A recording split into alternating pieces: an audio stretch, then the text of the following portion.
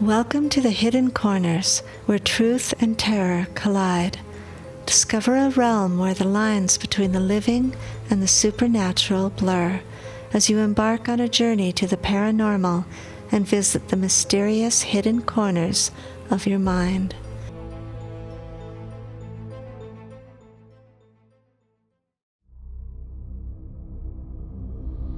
This is part 24 of the Wolfman Series, and it's the end of book 2. A Werewolf Farewell, Finland. Peter was waiting where the E6 crosses the fjord. He lit his last cigarette, crumpled the empty package, and threw it into the water below. He was an impatient man. Waiting on the boat was making him angry. Sasha has done nothing right from the very beginning. Why couldn't she follow directions? First, the girl went missing from the laboratory, and now this wild goose chase. Sasha does not have things in control, not at all. Peter took another long drag off his cigarette. Chasing some low-life reindeer herder and the girl clear across the country.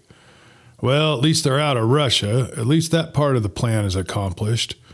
He had wanted to take that girl from the hotel, kill the reindeer herder, and take the girl. But no, Sasha had to have it her way. And now, here he was waiting for them to arrive, and every hour that passed made him more angry. He had tried to talk her out of the snowmobiles and the boat ride. Why not just take them now? You finally got them both in the same place. Just let me take care of the reindeer man, and we'll have the other two, just like we planned. He had told her that on the phone, but Sasha said no. Faking their deaths was a better plan. We can ask more money for them if everybody thinks they're dead. She had reasoned with him.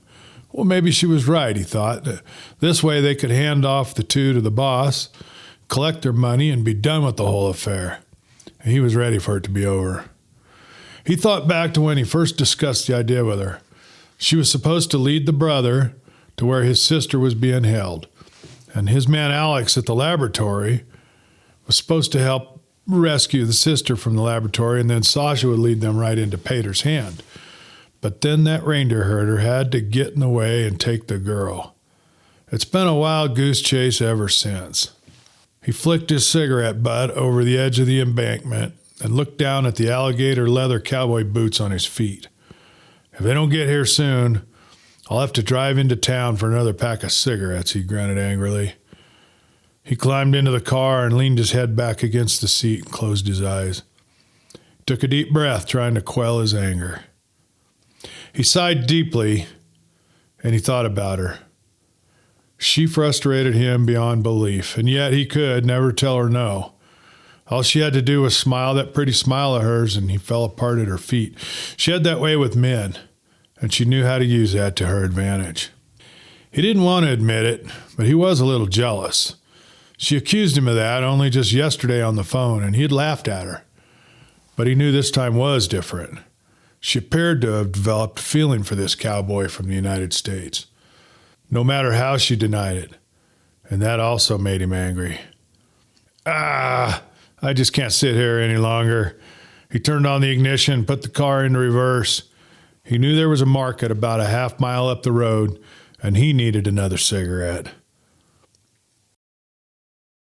4 men in a motorboat were waiting to pick them up at the designated landing. 2 of the men helped them into the boat and then climbed aboard the snowmobiles to return the snowmobiles to town.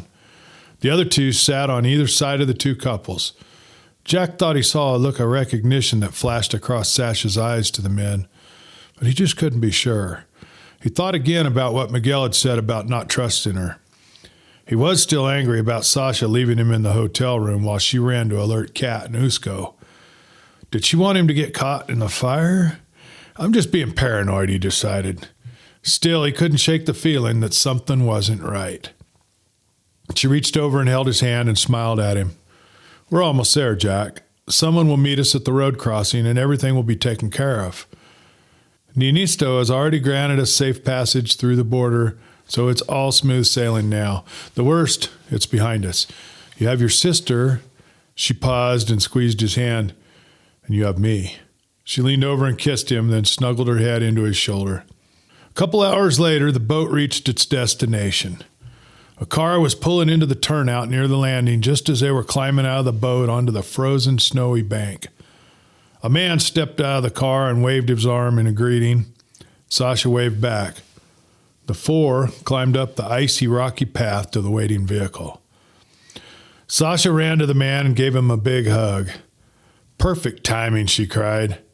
"I've been waiting for you for hours. I just left to get more cigarettes." He offered her one and lit it for her. She took a long drag, then turned to Jack. "Jack, I want you to meet Peter." Jack was surprised. Sasha had said he'd be sending one of his men. He vaguely remembered that this looked like the same man that he'd met at the bar in Moscow the day he arrived.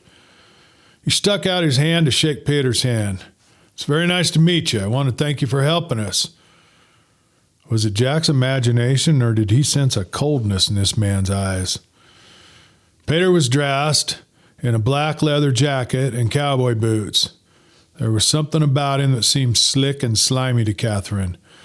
She considered herself a good judge of character, and this guy did not give off a good impression. She noticed that he did not acknowledge her presence or say hello to Usko. He barely acknowledged Jack, even though Jack had stuck out his hand, initiating the handshake. "Oh, Jack, I left my scarf in the boat. Would you mind getting it, please?" Sasha asked. Jack turned to walk down to the boat. Sasha strolled with Peter to the other side of the parking lot, away from Catherine and Usko. "I didn't think you'd be here, Peter," she exclaimed. "You said you'd be sending someone." "Aren't you glad to see me?" he asked sarcastically. She grimaced. "Peter, you know this is difficult for me. You're only making it worse. I had to make sure you weren't going to try something stupid, like running away with him." She rolled her eyes and turned to walk away, but he grabbed her arm tightly. "Don't do anything stupid, Sasha." He accentuated the word again to make his point clear. She turned and gave him one of her beautiful killer smiles, the one that always made his stomach turn to knots. "I wouldn't dream of it," she said. She walked away from him. At the hotel in Helsinki, Miguel got up from the sofa and poured his cup of coffee down the sink drain, refilling the mug with whiskey. He took a long, deep drink. He could hear someone stirring in the bedroom, and he realized he'd completely forgotten there was a girl in the other room. She walked out of the bedroom naked and poured herself a cup of coffee. "You should leave," he said. "I thought I'd cook you some breakfast." She walked over and started unbuttoning his shirt. "Ah, hell." He let her lead him back into the bedroom. He'd figure out what to do about his friends later. For now, he needed to grieve in the best way he knew, in the arms of a female. Peter loaded the few belongings the four had with them into the trunk of the car. The fire was all over the media this morning. It's in all the newspapers and the major news stations. 4 dead in hotel fire. We made sure it hit the Moscow papers as well. "You need to be sure no one knows the truth," Peter told them. "Absolutely no using your phones." "But I have to let my mother know right away," Usko commented. "It'll take time for word to reach her out on the trail, but I can't let her think I'm dead." Peter glared at him but didn't bother answering. "How long do we have to listen to this guy?" he thought to himself. "I should just shoot him now. Be done with it." He glanced at Sasha, and she was giving him a look that said, "Let it go." "Get in the car," he told everyone. Sasha sat in the front passenger seat, and the other 3 climbed into the back with Catherine in the middle. There was something very uncomfortable about Peter's attitude and demeanor. Jack felt that he couldn't trust him. Something just didn't feel right.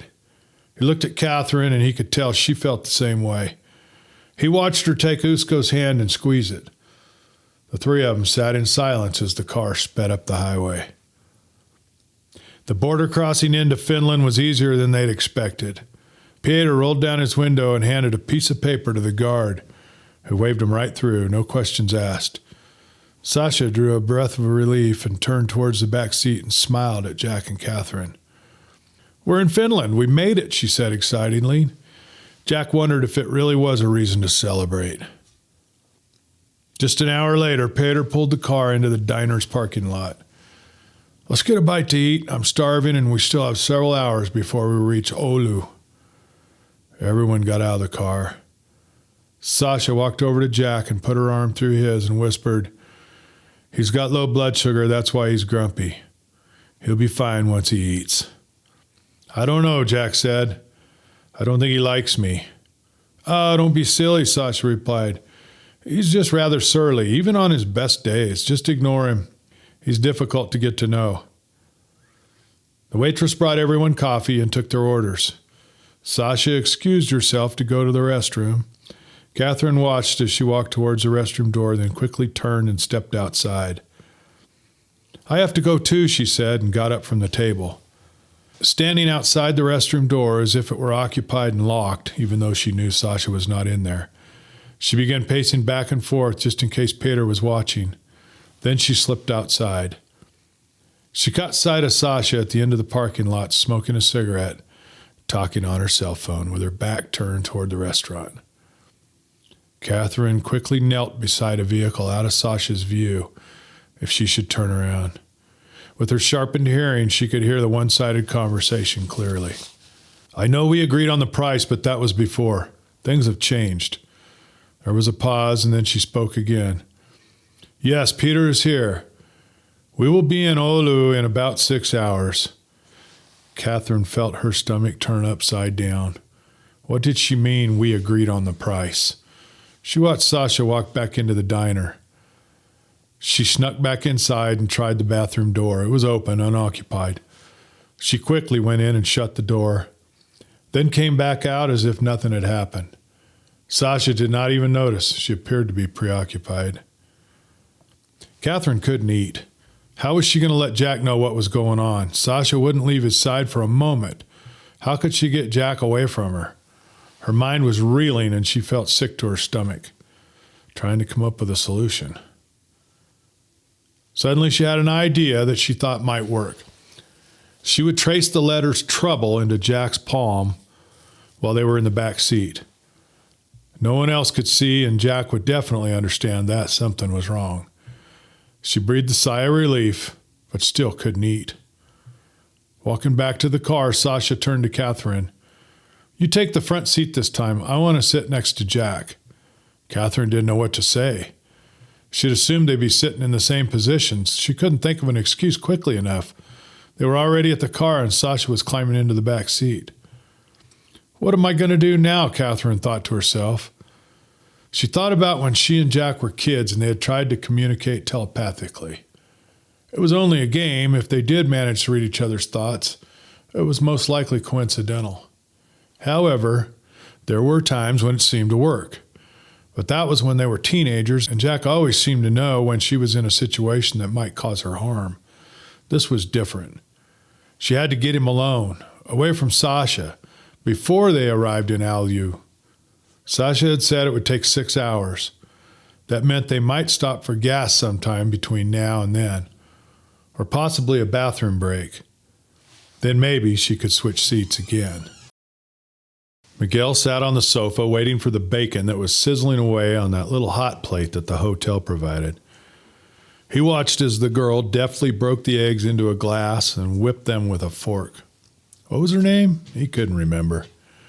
He thought about Jack and Catherine. He should call Jillian, but then again, it wouldn't be good to give him that kind of news over the phone. He thought about bringing the bodies back, and then he remembered that the newspaper articles said the bodies were badly burned. Most likely they'd have to be cremated now, and that could take weeks. There wouldn't be any belonging to gather after the fire, so it didn't really make sense to travel over to whatever that place was called. He just couldn't believe they were gone. The girl came over carrying a plate of bacon and eggs and set it down on the table in front of Miguel. "What's wrong?" she asked. "You look distracted."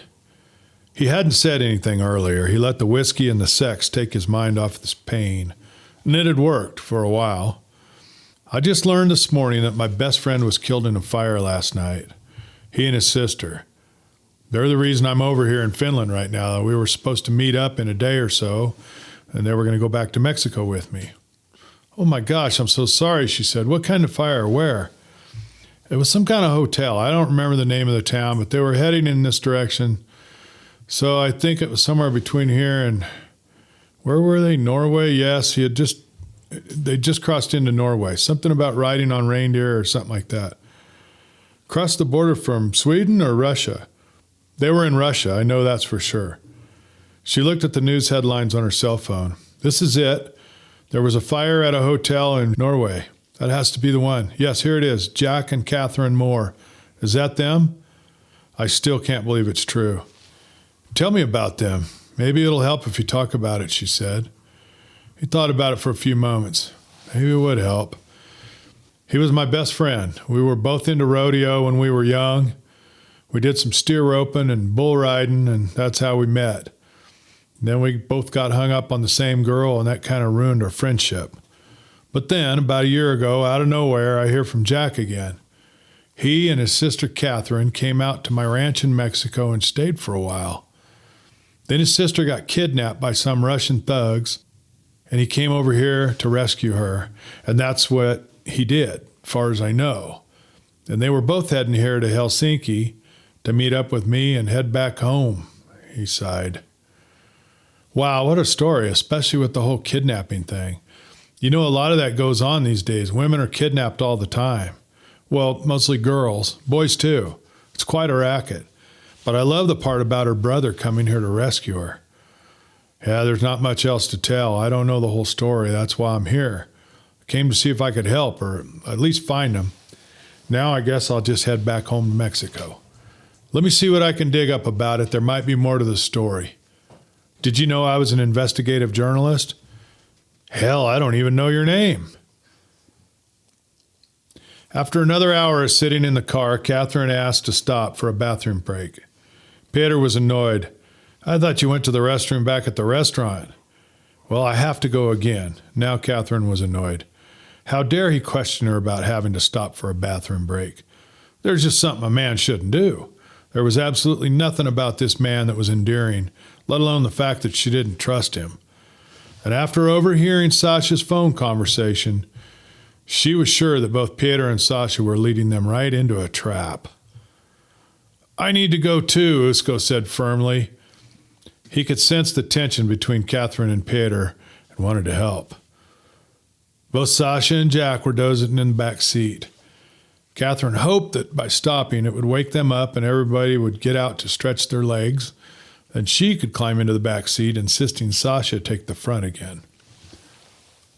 They pulled into the next rest stop a few miles up the road. Usko put his arm around Catherine and walked with her to the building with the bathrooms. On the way, she whispered to him, Usko, we're in trouble. We've got to let Jack know. Sasha is leading us into a trap. Are you sure? Absolutely. I heard her talking on the phone. They're planning on... She paused. Sasha was walking up right behind him. Peter stood outside the car smoking a cigarette. Catherine rushed to climb into the back seat next to Usko. When Jack and Sasha got back to the car, Sasha said, Jack, why don't you take the front for a while? She slid into the back seat next to Catherine. I don't believe this, Catherine thought to herself. She glanced at Usko with a look of desperation. How was she going to let Jack know something was up now? Sasha seemed to be lost in her own thoughts. Staring out the window at the darkening landscape, Catherine could see that Peter was frequently looking in his rearview mirror at the passengers in the back seat. Catherine was holding Usko's hands and drawing letters into his palm. What can we do? She wrote into his hand with her finger. I think Jack is suspicious too, Usko wrote back. Well, Jack had played poker many times in his life. He knew how to read a poker face. There was something going on here that didn't add up. He didn't want to believe Sasha was trying to betray him, but there was something about her that he hadn't trusted from the very beginning. She lied to him on numerous occasions and kept secrets from him. And then, of course, there was Miguel's warning. If there was one thing Miguel knew well, it was how to read women. And even though Miguel hadn't met Sasha yet, he still felt suspicious of her. Jack's instincts told him to be careful. He thought back to all the interactions he'd had with Sasha, all the conversations and the pillow talk. At first he thought she was just a lovely waitress, flirtatious and fun. It had seemed a little odd to Jack that she'd been so quick to come to his hotel room. And then there was her apartment with all the guns and the ammo hidden under the mattress. Man, that had spy written all over it. And then she had told him about her little brother Peter, and that he was a counterintelligence officer for the KGB before it became the Federal Security Service, and the story about her husband who ended up missing. She had told him her father had been a geneticist, and that's why she knew all about Catherine's blood and what they wanted to do with it. And then there was the whole story about NATO and the Partnership for Peace and how she really worked for Ninisto and not Putin. Could he believe anything she told him? He realized that he'd let her pretty face draw him in and he'd fallen for her charms. He'd certainly let his guard down with her. It had felt good to have a woman in his life again. But the more he thought about it, the more he realized how inconsistent her story had been. All of it. And wasn't it just a bit strange that she'd been bitten by that crazy old werewolf woman from the diner and yet didn't appear to be showing any signs of a transformation taking place? Well, other than being mildly sick and sore. Could it be because she was immune to it? Or possibly already a werewolf? Why was it that she didn't flinch for a second when he told her the truth about himself? He didn't want to believe any of it. He'd begun to think he was in love with this woman, and he wanted that feeling to last. But he also felt angry, betrayed, and he felt like a fool for letting it happen. And now, sitting beside this jerk who apparently was her brother, something just didn't feel right. He wondered if they were being led into a trap. He had to come up with a plan. Miguel made arrangements to fly back home. There was no reason to stay any longer. He could arrange to have Jack and Catherine's ashes flown back to Mexico. He needed to get back and break the news to Julian and Juanita in person. The journalist he'd slept with, what was her name again, had put the story out all over social media and made sure it had lots of playtime. He wasn't sure how he felt about that. He'd told her the story because she'd asked, and it had made him feel better to talk about it, but then she'd blasted the details all over the internet. Things about Jack's rodeo and days and Catherine's art gallery. She had sensationalized it and added her own spin. She made it look like she personally knew them and turned them into a couple of celebrities or folk heroes. Good thing he hadn't said anything about her werewolf blood. At least he'd had the mind to keep that part of the story to himself. His flight was leaving in 2 days. He could have gotten a sooner one, but he wanted to make sure he was on the same flight with the pretty flight attendant he'd met on the flight to Finland. It was worth waiting a couple days to see her again. Till then, he'd explore a few more bars and see if that journalist wanted to get together for another round or two. Peter was drumming his fingers on the steering wheel. Jack sat staring straight ahead, and Peter was annoying the hell out of him. Sasha was looking out the window, not saying a word. She kept her stoic countenance and didn't seem the least bit bothered. "How about we turn on some music?" Jack suggested. Peter just stared ahead and didn't answer. Jack reached forward and pushed a button for the radio. A tune that seemed somewhat familiar, yet it was sung in a language he didn't recognize, was on the radio. Peter reached over and turned off the radio with no explanation. He was driving at ridiculously high speeds, weaving in and out of traffic, while his fingers never stopped drumming on the steering wheel. He was high-strung, that's for certain, Jack thought, as he looked at his profile. It was interesting that there was nothing about him that resembled Sasha, not his looks, nor his personality. Putting the two side by side, you would never think they were brother and sister. Sasha was beautiful, with blonde and gorgeous baby blue eyes and high cheekbones. Peter had dark hair, dark eyes, and different facial features that made him look more Italian than Russian. She was smooth, sneaky, and charming, and he was every bit the opposite. Jack could see the butt of the pistol in Peter's hip holster showing underneath his black leather jacket. He knew Sasha was also carrying. She always had a gun on her. He, unfortunately, did not. He knew Usko and Catherine didn't have guns either.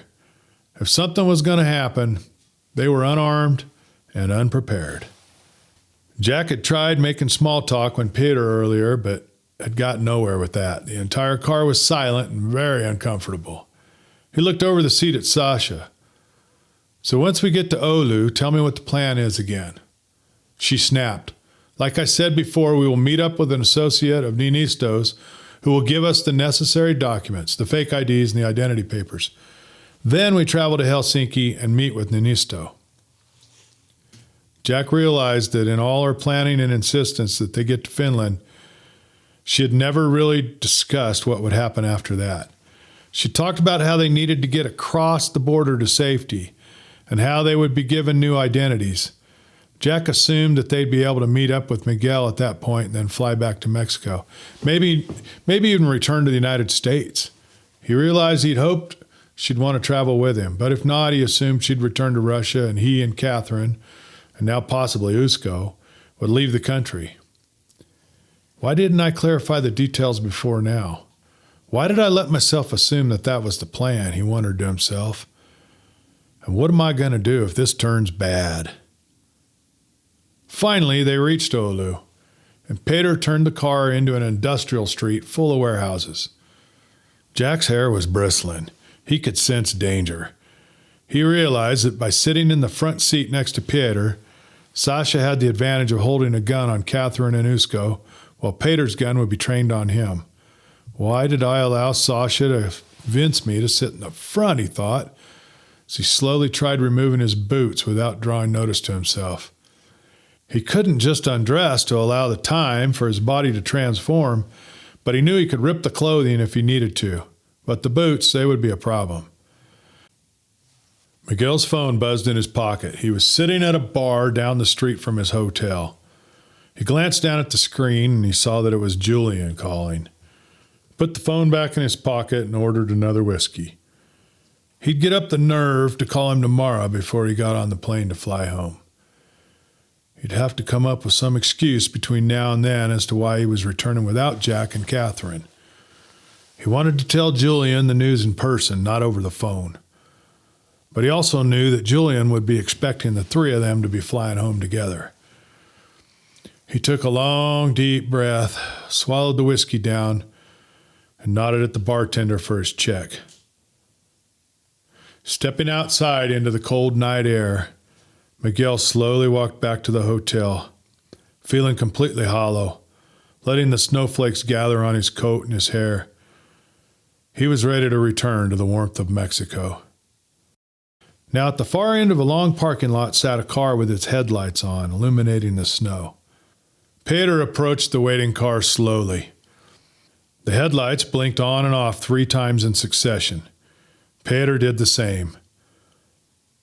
Jack noticed that the drumming on the steering wheel had finally stopped, but Peter's hand was now on the handle of his gun. Stopped not 50 yards from the other car, Peter slowly pulled his gun out of the holster and held it in his lap, pointed towards Jack. Jack's hand was on the door handle, ready to spring. "What is going on, Sasha?" he said. 2 men from the waiting vehicle got out and began walking through the snow towards Peter's car. Jack could see they were armed. In the flash of a second, Sasha's gun was in her hand and a shot rang out. Peter's head fell forward, blood oozing from the bullet entry wound in the back of his head. Usko grabbed Catherine and tried to shield her body with his own. While attempting to open his door, Sasha flung her door open and shot the closest man running towards her. There was a round of gunfire as a second man shot towards the car, bullets ringing off the metal while Sasha returned the gunfire. Jack grabbed Peter's gun and sprang out of the car, his shirt ripping from his chest as he whirled toward the back of the vehicle. "Stay there," he yelled at Kat and Usko. They huddled in the back seat, keeping their heads down low. He shot the second man just as a bullet hit and shattered the front windshield. Sasha was still kneeling behind the car where she had taken cover. She yelled at Jack, "Stay down, there might be more." Jack held his gun pointed at the car in front of him with the headlights still on. Sasha did the same. No movement at all came from the vehicle. Still crouching, Jack moved up next to Sasha. "Tell me what the hell is going on." Sasha whispered, "Help me grab this body. Let's get out of here." They opened the front driver's side door and pulled Peter's body out of the seat, brushing shattered glass out of the way. Sasha climbed into the driver's seat and Jack sat behind her next to Catherine. "Tell me what the hell just happened," Jack insisted. As they drove out of the parking lot, leaving the 3 dead bodies laying in pools of blood, Sasha said, "Peter wasn't my brother. He was my husband." Sasha sped through the streets of Oulu. "I'll explain everything as soon as we can get to safety. We've got to get your papers." She pulled the car up to a small church where a car sat parked in the parking lot. "Wait here just a moment," she said. "You don't need to worry." Jack held the gun he had taken from Peter toward the waiting vehicle and watched as Sasha walked up to the car and got inside. A few minutes later, she returned, carrying a large yellow envelope. "I have your papers. Let's go ditch this car and I'll explain everything." She handed the envelope to Jack. The car that had been waiting pulled out of the parking lot with Sasha following. "We're going to drive to his house, where we'll leave this car and then we can take his." Jack opened the envelope. Inside were 3 photo IDs and passports. At a farmhouse just a few miles outside of town, the car Sasha was following pulled up and parked. Sasha drove around to the back of the barn and killed the engine. "Please don't worry. You really are safe now." Still holding Peter's gun at the ready, Jack, Catherine, Usko, and Sasha walked around the barn and up to the farmhouse.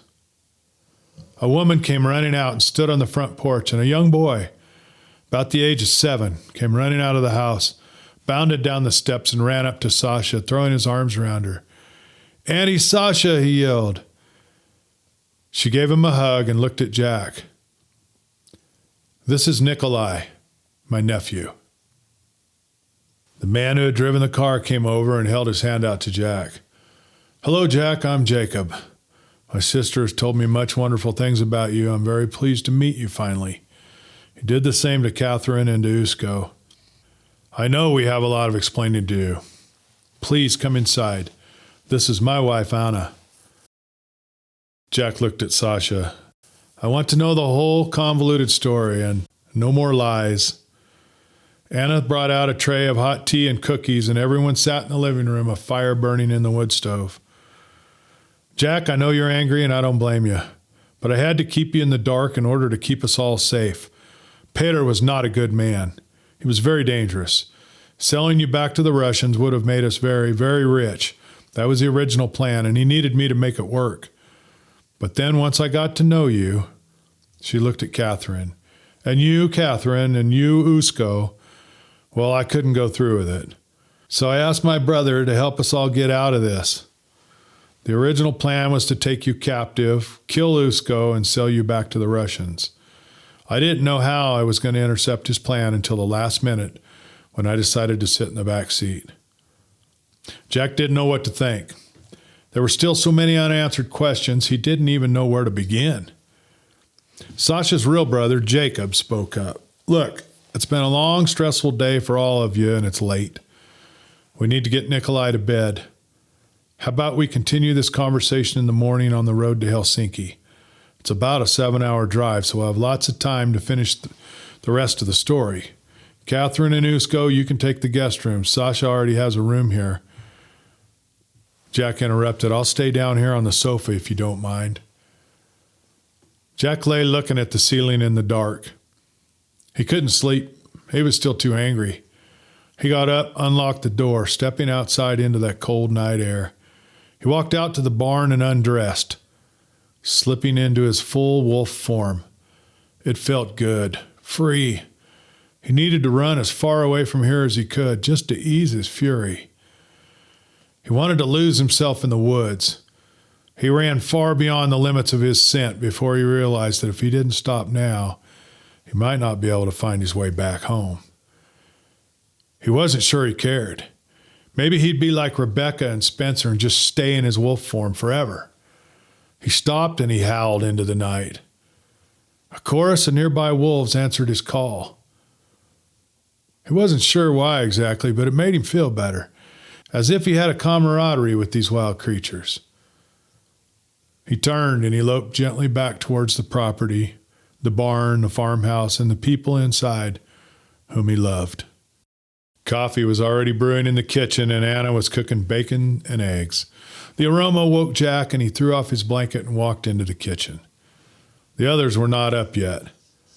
Anna poured him a cup of coffee, then asked him to sit down at the table with her. Jack, I know this has been hard on you. I've been married to her brother long enough to know how things work. I'm sorry that you and your sister got caught up in one of Peter's schemes. You see, her husband, Peter, worked for the government when she met him, but he was into shady dealings and got caught. They would have sent him away to prison for life or killed him, so he disappeared. And Sasha was afraid they'd come after her too. So she moved out here with us. The part about her working for Ninisto is true. He knew her father, and therefore he knew her as a young girl before she got involved with Peter. He gave her a good job, but Peter found her, and she's been fighting to get away from him ever since. He hasn't made it easy. At this point, I don't feel I can trust anything she says, Jack responded. She lied to me about him and about her brother. It is as if she made them both into the same person. I don't know what part of her story was true and what part was a lie. I know, Jack, and I can understand why you're so angry. But I do hope that you two can mend your differences. Now that she's finally rid of that gangster husband of hers, she'll be a different person. I know that for a fact. She loves you, Jack. She's made that very clear. I hope you'll find a way to forgive her. She smiled. I'd like to have you for a brother-in-law. Jack lifted his eyebrows at that. He didn't know what to say. Miguel had one more day left to kill before his flight to Mexico. He was bored and depressed. He walked down to a nearby cafe for a cup of coffee and a breakfast. A pretty waitress brought his food, but he didn't feel like flirting. He just wanted to be left alone. The phone in his pocket was buzzing. He figured it was probably one of the women he'd met during his brief visit to Finland. Another pretty face whose name he wouldn't be able to remember.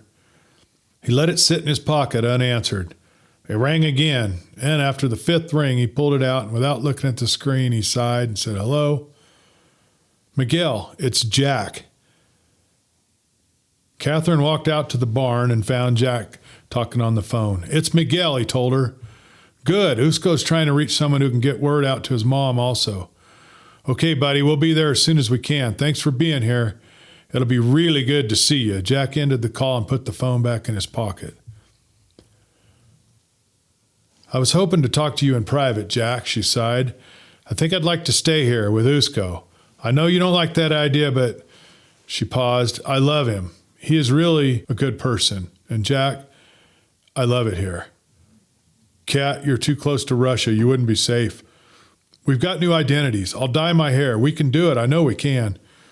Kat, it's too soon to make these kinds of decisions." Jack paused for a moment. "Just come back with me to Mexico, at least for a few months. We can sort things out from there." "I won't leave Usko, Jack." "Then see if he'll come with us, just for a while, till we can make plans. There's so many loose ends we still have to tie up. Even if we have new identities, you've still got your gallery and house and Telluride. We still got to get someone we can trust to clean up our affairs in the States. My ranch, your property. We can't just walk away from everything, Kat." She sighed. "I know you're right, Jack. Let me talk to Usko. We're leaving in a few minutes. Jacob is driving us in his SUV. There's more seats, so it'll be more comfortable. You should go say goodbye to Anna and Nikolai." It was a long 7-hour drive to Helsinki. No one really felt like talking. Phone calls were made to the airline and to Miguel, arranging 3 additional flights to Mexico. The car drove up to the airport departure lane. There were no suitcases to unload. The 3 travelers had nothing more than the clothes on their backs. Sasha gave Jack a kiss and lingered in his arms for a lengthy few minutes. "I hope you'll find a way to forgive me someday, Jack. I really hope to see you again. Maybe you can show me that ranch someday." Jack held her face in his hands for a moment. "Goodbye, Sasha." The 3 turned and walked to the entrance door where Miguel was waiting.